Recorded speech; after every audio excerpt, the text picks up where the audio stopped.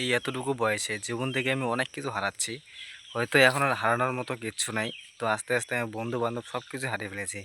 তো আস্তে আস্তে আমার মাকেও আমি হারিয়ে ফেলছি। তো আমার মা কিন্তু এখন অসুস্থ, মানে বিছানায় পড়ে আছে, একদম অসুস্থ, উঠতে পারে না, প্যারালাইসিসের মতন। তো তাকে চিকিৎসা করব, তাকে চিকিৎসা করার মতো টাকা নেই। বাট আমি ইউটিউব চ্যানেলটা মানে খোলার পরে মাকে বলছিলাম, মা তোমার আর চিন্তা নাই, তো এখন আমি ইউটিউব চ্যানেল খুলছি, কয়েকদিনের মধ্যে কিছু না কিছু ব্যবস্থা হবে।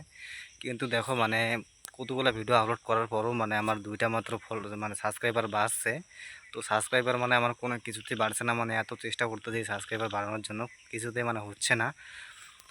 তো আমি ভিডিও মানে ভালো ভালো ভিডিও দিতে পারছি না, এই কারণে হয়তো আমার সাবস্ক্রাইবার বাড়ছে না। যাই হোক, তো আর এখন আমি এখানে দাঁড়ায় আছি, এখানে আমি মানে ধান ধান শুকাইতে দিছি, ধান শুকাইতে দেওয়ার কারণে মানে এখানে আমি আসি। তো ধান একটু পর পর ঘাটাই যেতে হয়। আগে আমার মা ভালো ছিল, মানে ঠিক ছিল মায়ের শরীর। তো তখন মাই এগুলো সব কাজ করতো, এখন মা মানে অসুস্থ হয়ে গেছে, সেই কারণে মানে আমাদেরকেই সব কিছু কাজ করতে হয়। আমি আর দাদা আছে আর বাবা আছে। তো বাবা কিন্তু বাজারে ব্যবসা করতো, মাছের ব্যবসা, কিন্তু বাবা আজকে ব্যবসাও মানে বাজারেও যায় নাই, কারণ মানে ধানের কাজ করতে হবে, আকাশটাও কিন্তু খুব খারাপ।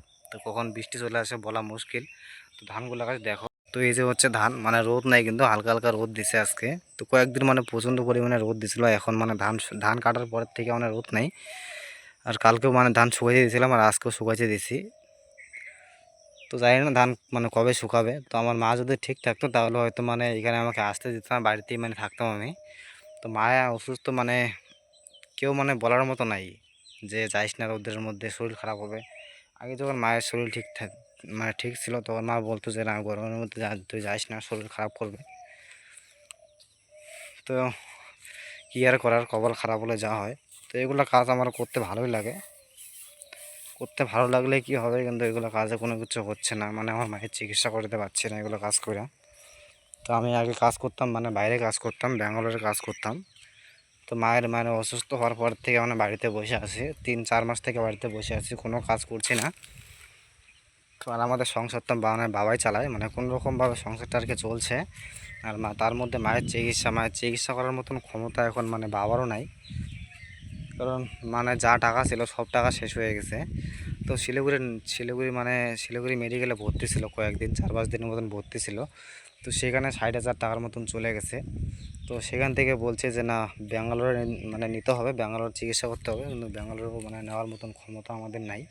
ব্যাঙ্গালোর নিলে মানে 2 লাখ টাকার মতন লাগবে।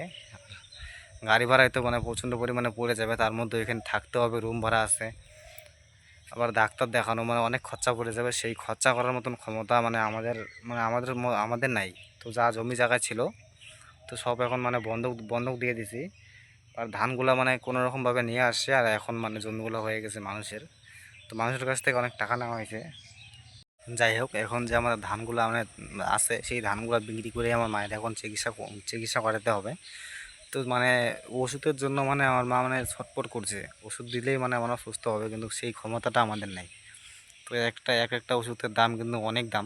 তো সেই কেনার মতন ক্ষমতা এখন মানে বর্তমানে আমাদের নেই। তো এমন মানে এরকম আর কি খারাপ পরিস্থিতির মধ্যে আর কি পড়ে গেছি।